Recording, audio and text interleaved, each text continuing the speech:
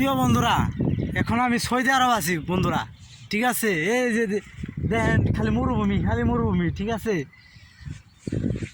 এই যে আকো বলে আমার কাজ দিছে, এই যে এই কাশবনগুলো আমার পরিষ্কার করতে হইব। ঠিক আছে, এই কাশবনগুলো পরিষ্কার করতে হইব। আমি মনে করেন 4 মাস ধরে পরিষ্কার করতেছি, ওখানে আমি পারি নাই কাশবন পরিষ্কার করবার নিয়ে বন্ধুরা, বুঝছেন। এই যে এত রোদের মধ্যে থাকা যায় না।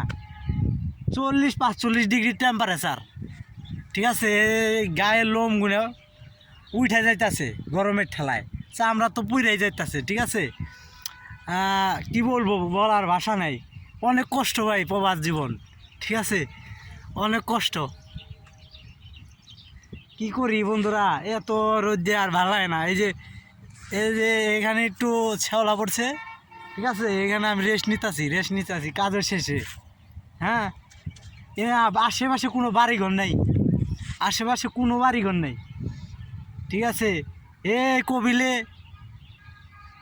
2 মাস আগে খাবার দিয়ে থেকে চাল। ঠিক আছে, খাবার পানিমুনি দিয়ে থেকে চাল।